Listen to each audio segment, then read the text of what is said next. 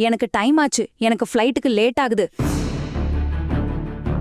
இந்த டிரைவர் எங்க காணாம போனா? ஹரிஷையும் காலையில இருந்து காணோம். எல்லாரும் எங்க மறைஞ்சு போறாங்கன்னு தெரியல. என் டெல்லி ஃப்ளைட் மிஸ் ஆயிடுச்சுன்னா மினிஸ்டரோட என் மீட்டிங் நடக்காது. அப்புறம் கவர்மெண்டோட பெரிய ப்ராஜெக்ட் என் கையை விட்டு போயிடும். டிரைவர்! பாவம், அந்த டிரைவரோட அம்மாவுக்கு உடம்பு சரியில்லை.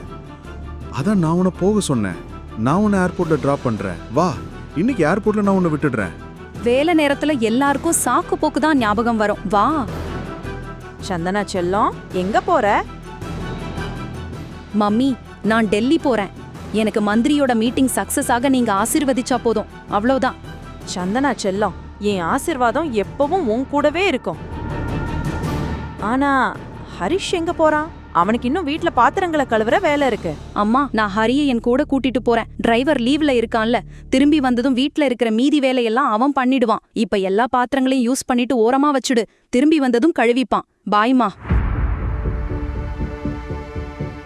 என்ன பண்ணிட்டு இருக்க? அசோக் கண்டிப்பா அங்க ரீச் ஆகிருப்பான். ரொம்ப லேட் ஆயிட்டே இருக்கு. அசோக்கின் பெயரை கேட்டதும் ஹரிஷின் முகம் வெளிரி போனது. வா. முழு வீடியோவை பாக்கெட் FM தமிழ் யூடியூப் சேனலில் கண்டு மகிழுங்கள்.